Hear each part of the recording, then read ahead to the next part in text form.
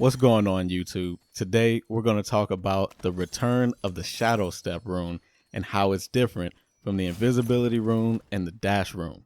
So jumping right in, if you don't know what the Shadowstep Rune does, when you activate it, it gives you a quick dash and you go invisible for about 2 seconds.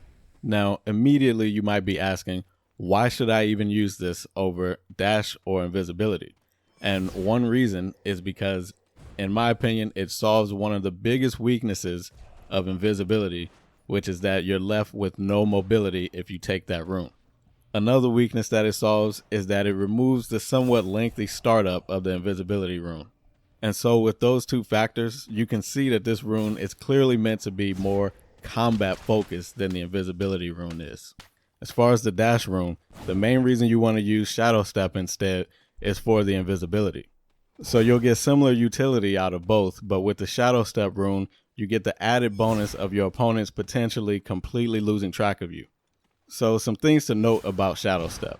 First is that the dash is nowhere near as controllable as the dash rune is. With the dash rune, you can kind of curve your trajectory so that you can use it to get behind cover or curve around walls. Unfortunately, with Shadowstep, this level of control just isn't possible. Another thing to note is that with the Shadowstep rune, you don't carry as much momentum out of the dash as you do with the dash rune, especially if you're in the air. This makes it a worse rune strictly for mobility overall. The last thing to note is that when you use Shadowstep, you'll see a puff of smoke appear.